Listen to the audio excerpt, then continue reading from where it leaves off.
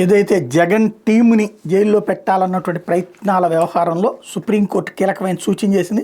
మద్యం విధానం కేసులో దాఖలు చేసిన ముందస్తు బెయిల్ పిటిషన్లు ఉపసంహరించుకోవాలని పి కృష్ణమోహన్ రెడ్డి, కే ధనంజయరెడ్డి, బాలాజీ గోవిందప్పలకు సుప్రీంకోర్టు సూచించింది. ఈ కేసులో హైకోర్టు తీర్పు ఇచ్చిన నేపథ్యంలో మరోసారి పిటిషన్ దాఖలు చేయాలని ఆదేశించింది. ఈ కేసులో తమకు రక్షణ కల్పించాలంటూ ధనంజయరెడ్డి, కృష్ణమోహన్ రెడ్డి, బాలాజీ గోవిందప్ప వేర్వేరుగా సుప్రీంకోర్టును ఆశ్రయించడం, మద్యం కొనుగోలులో తమకు ఎలాంటి సంబంధం లేదని, వ్యవహారం అంతా ఏపీ బెవరేజ్ కార్పొరేషన్ పరిధిలో ఉందని, తామే కుట్రదారులు అని చెప్పేందుకు ప్రాథమిక ఎలాంటి ఆధారాలు లేవని పిటిషన్లో పేర్కొన్నాడు. దీని మీద మే 5న విచారణ చేపట్టిన సుప్రీంకోర్టు 7న చేపట్టిన విచారణలో ఏదో ఒక నిర్ణయం తీసుకోవాలని హైకోర్టుకు సూచించింది. ఈ కేసును గురువారం జస్టిస్ పార్థివాలా, జస్టిస్ మహాదేవన్లతో కూడిన ద్విసభ్య ధర్మాసనం మరోసారి విచారణ చేపట్టింది. దాఖలు చేసిన మధ్యంతర బెయిల్ పిటిషన్లు ఉపసంహరించుకోవాలని ముగ్గురు తరపు న్యాయవాదులకు సూచించింది.